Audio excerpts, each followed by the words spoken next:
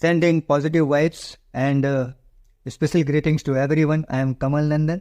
Client जिनका नाम तारक था मुझे बताया एक ऐसी घटना के बारे में जो उसने अपने ऑफिस में एक्सपीरियंस किया, जिसमें एक सीनियर एग्जीक्यूटिव थे जो कि तारक से काफ़ी सीनियर थे। यह बात मैं बता देना चाहता हूं कि तारक उस अकाउंट को भी संभालते थे जो उस कंपनी के सीईओ के काफ़ी करीब था। तारक और सीईओ की एक क्लोजर रिलेशनशिप थी जो कि और बाकी कलीग्स की नहीं थी, क्योंकि घूमना फिरना सीईओ के साथ या दिन में एक बार फोन पे बात होना तो क्वाइट नॉर्मल था। तारक का रिलेशन सीईओ के साथ इतना अच्छा था कि उसके बाकी कलीग व्हाट दे फेल्ट कि क्योंकि तारक का इतना अच्छा रिलेशन सीईओ के साथ है तो तारक कभी भी हमारे बीच आकर अपने हिसाब से सीईओ को कुछ भी बता सकते हैं, जो कि यह सत्य नहीं था। और तारक को तो ऐसा बिल्कुल कभी नहीं लगा कि सीईओ ने उन्हें कभी कोई फेवर किया है। तो इस हिसाब से तारक के लिए ऐसा सोचना it was envy pure and simple.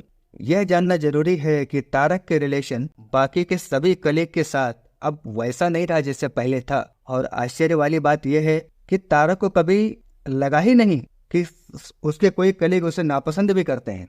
लेकिन एक दिन एक ऐसा फीडबैक मोमेंटम आया जिससे हम सभी को सीखने की जरूरत है। एक दिन बड़ी ग्रुप की मीटिंग में तारक बोल रहे थे। अचानक एक सीनियर एग्जीक्यूटिव जिनका नाम प्रकाश था जानबूझकर तारक को इग्नोर कर रहे थे। मीटिंग रूम में और किसी ने तो नहीं देखा, लेकिन तारक ने नोटिस किया। तो तारक ने भी प्रकाश के बिहेवियर को स्कैन करना चालू किया। तो क्या देखा, एक बात कंफर्म हो गई, जैसे ही तारक कुछ बोलता प्रकाश अपना ध्यान इधर उधर कर लेता और वह सबको देखता सिवाय तारक के। एक समय ऐसा आया जब तारक ने इम्पोर्टेंट इश्यू पे बात करना चालू किया, प्रकाश फिर से इधर उधर मुंह घुमा लिया। तारक को लगा प्रकाश उसके बारे में कुछ तो गलत धारणा बिठा लिया है। वह सबको देखता सिवाय तारक के। एक समय ऐसा आया जब तारक ने इम्पोर्टेंट इश्यू पे बोलना चालू किया, प्रकाश ने फिर से इधर उधर देखना चालू किया।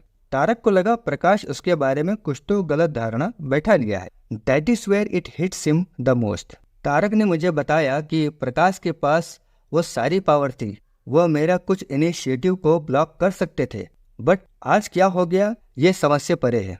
और मैं अभी तक ये सोच रहा था कि हम दोनों ने बहुत अच्छा काम किया, हम दोनों अच्छे दोस्त हैं। मैं आप सबको बता देना चाहता हूं कि तारक को उसी दिन एक सिग्निफिकेंट एंड ऑब्जर्वेशनल फीडबैक मिल चुका था। एक फीडबैक उनको मिल चुका था, चाहे वो बिना मांगे हो, but it was hard to prove था, लेकिन बहुत जरूरी फीडबैक था। और तारक को समझ में आ गया था कि यह एक फ्रैक्चर्ड रिलेशन था जो कि तुरंत एड्रेस करने की जरूरत थी। और आपको आश्चर्य होगा, तारक ने इस सब को बहुत अच्छे से हैंडल किया। ऐसे मौके पे हम में से कई लोग डिफेंसिव हो जाएंगे अगर पता चले कि कोई अपना ही डीपली एनिमोसिटी है, लेकिन तारक ने दूसरा ऑप्शन चुना और प्रकाश को अपनाने का एक कैंपेन टाइप चलाया। अब से तारक प्रकाश के आसपास रहकर काम करने लगा और यह दिखाने लगा कि मैं उसका फ्रेंड हूँ और मुझे उसकी जरूरत है। और निर्णय कर लिया कि अब मैं उसे दोस्त बनाकर रहूंगा। और बिजनेस की लीड्स अब प्रकाश को देने लगा। उनका भी जो काम था उसमें भी कंट्रीब्यूट करने लगा और जो भी निर्णय लेता